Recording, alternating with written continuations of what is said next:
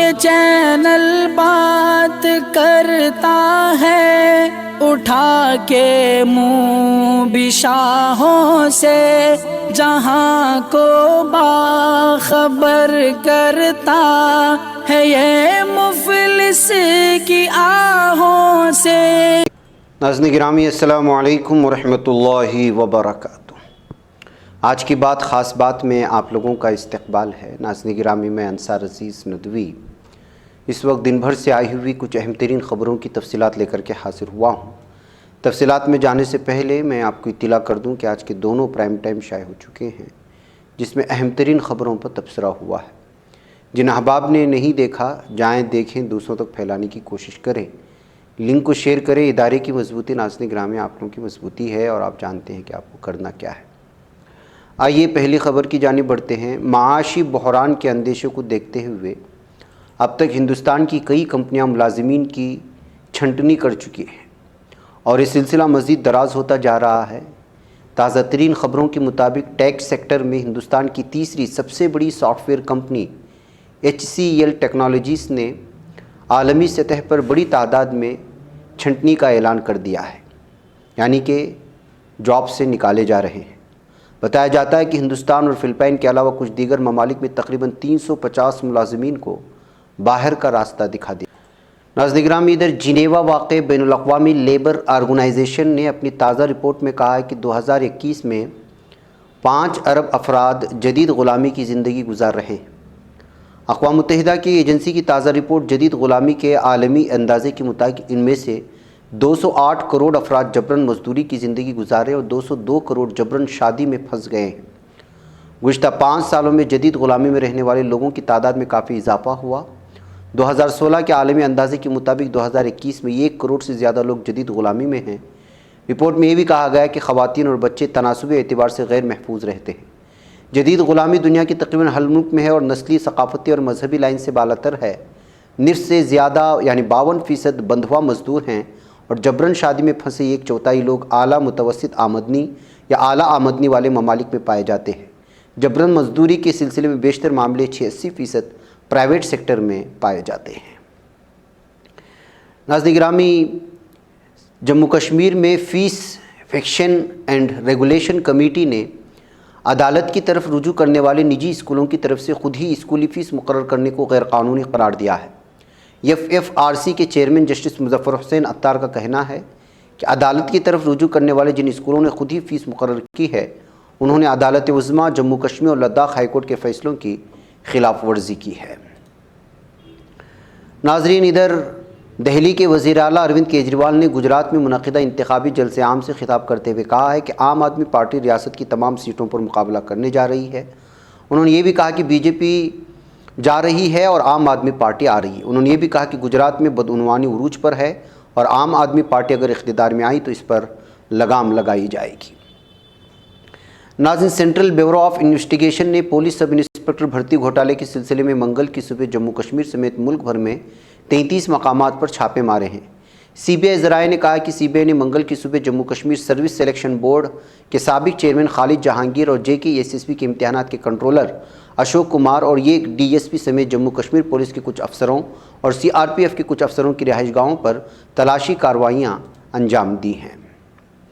ناظرین supreme court نے حیدرپورہ تصادم کے دوران ہلاک ایک مسلم نوجوان کے والد کی اس عرضی کو خارج کر دیا جس میں مہلوک کی دوبارہ تدفین کا مطالبہ کیا گیا تھا۔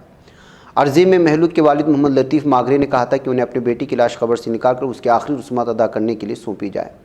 دراصل گزشتہ سال نومبر میں عامر ماگرے اور 3 دیگر افراد ایک تصادم میں انتقال کر گئے تھے۔ انہیں پولیس نے دہشت گرد بتا کر مارا تھا۔ بعد میں عامر ماگرے کی تدفین پورے اسلامی طریقے سے ہوئی تھی، لیکن والد محمد لطیف کا مطالبہ تھا کہ وہ آخری رسومات اپنے انداز میں کرنا چاہتے ہیں۔ ناظرین جھارکھنڈ کے لوہردگا ضلع سے دبنگئی اور آبروریزی کا ایک حادثہ سامنے آیا ہے۔ 28 سالہ آدیواسی خاتون کے ساتھ ایک نوجوان کے ذریعے پہلے تو گالی گلوچ کر کے مار پیٹ کی گئی، پھر آبروریزی بھی کی گئی۔ اس معاملے میں پولیس نے کارروائی شروع کر دی ہے اور FIR درج کر لی ہے۔ کیس ہوتی ہے نوجوان گھر سے فرار ہو چکا ہے۔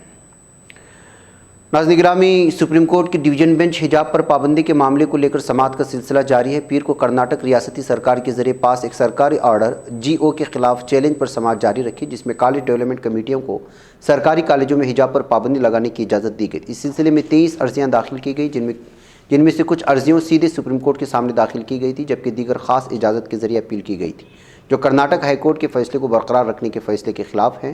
بینچ میں جسٹس ہیمنت گپتا اور سدھانشو دھولیا شامل ہیں۔ ناظرین گرامی، جنوبی کوریا نے شمالی کوریا کو خبردار کیا ہے کہ خود کو تباہ کرنے کی کوشش کر رہا ہے۔ امور دفاع کے نائب ترجمان مون ہانگ سک نے شمالی کوریا کی جوہری اسلحے کے استعمال پر ایک قانون کی منظوری کے حوالے سے کہا کہ اس اقدام کی صورت میں امریکہ کے ساتھ مل کر سخت جواب دیا جائے گا۔ نائب ترجمان نے شمالی کوریا کو خبردار کیا کہ وہ اس اقدام سے خود کو تباہ کرنے کی درپے ہے۔ مون سک نے کہا کہ پیانگ یانگ انتظامیہ کا اقدام اس کی انتہائی کا مزید سبب بن سکے گا۔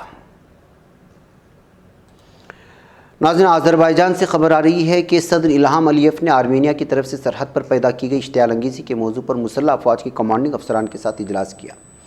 آذربائیجان صدارتی دفتر کے جاری کردہ بیان کے مطابق اجلاس میں معاملے سے متعلقہ رپورٹیں پیش کی گئیں اور کہا گیا کہ دونوں ملکوں کی سرحد پر آرمینیا مسلح افواج کی پیدا کردہ اشتعال انگیزی کا سدباب کر دیا گیا ہے اور تمام فرائض و احکامات کو بخوبی انجام دیا گیا ہے۔ ناظرین، کھاد کی غیر مستحکم قیمتوں کی وجہ سے خوراک کی سلامتی کو شدید خطرہ لاحق ہو گیا ہے۔ بین الاقوامی credit rating agency standard and Poor's S&P جس کو کہا جاتا ہے، اس کے بیان میں کھاد کی قیمتیں تاریخی اور غیر پائیدار ہیں، کیونکہ نئی قسم کی کورونا وائرس کووڈ-19 کی وبا اور روس یوکرین کی 24 فروری کی شروع ہونے والی جنگ کے بعد سپلائی میں کمی اور چین کے برآمدات پر پابندیوں کی وجہ سے یہ خطرہ لاحق ہو گیا ہے۔ ناظرین، ادھر بنگلہ دیش میں وزیر اعظم شیخ حسینہ نے کہا کہ ان کے ملک میں روہنگیا پناہ گزینوں کی وجہ سے سلامتی اور استحکام کو سنگین خدشات لاحق ہیں۔ وزیر اعظم حسینہ نے ان خیالات کا اظہار Indo Pacific armies management seminar کی افتتاحی تقریب سے آن لائن خطاب کرتے ہوئے کیا تھا۔ حسینہ نے کہا کہ روہنگیا پناہ گزینوں کے طویل مدتی قیام نے بنگلہ دیش کی اقتصادی، ماحولیاتی، سیکورٹی اور سماجی سیاسی استحکام کو شدید متاثر کیا ہے۔ ناظرین، ادھر ایرانی وزارت خارجہ کے ترجمان ناصر کینانی کا کہنا کہ آذربائیجان آرمینیا تصادم باعث تشویش ہے اور ہم اپنے ملک کی سرحدوں پر کسی قسم کی تبدیلی کو قبول نہیں کرتے۔ کینانی نے ایرانی وزارت خارجہ کی ویب سائٹ پر شائع بیان میں آذربائیجان آرمینیا سرحد پر تنازعات کے بارے میں جائزات پیش کیے ہیں۔ ناظرین، ادھر شام میں اسد انتظامیہ کے زیر کنٹرول علاقوں اور دہشت گرد تنظیم YPG کے زیر قبضہ رہائشی مقامات میں 20 ہیضے کے واقعات سامنے آئے ہیں، تو 3 افراد اس مرض سے جاں بحق بھی ہو چکے ہیں۔ مقامی نیٹ ورک کی خبر کے مطابق ملک کے شمالی مشرق میں واقع دیر زور اور راقیہ اضلاع میں کثیر تعداد میں ہیضے کا تعین ہوا ہے، تو 3 مریض اس مرض سے اللہ کو پیارے ہو گئے۔ حلب میں کم از کم 15 افراد اس مرض میں مبتلا ہیں، تو دارالحکومت دمشق میں ہیضے کے مریضوں کی نشاندہی کرنے کے عمل میں تیزی لائی گئی ہے۔ ناظرین گرامی، آج کی بات خاص بات میں اتنا ہی۔ انشاءاللہ پھر آپ لوگوں سے ملاقات ہوگی۔ مجھے یہاں پر اجازت دیں۔ السلام علیکم ورحمۃ اللہ وبرکاتہ۔ یہ چینل حق نگر بن کر کچل دیتا ہے فتنوں کو، اگر گندی ہو پالیسی تو مرتے دیکھ کتنوں کو، اسی بازار میں بکتے ہوئے دیکھا ہے سپنوں کو، سبھی یکساں ہے یہ پیغام دو غیروں کو اپنوں کو، وطن اہل وطن کا ہے گلے بے خار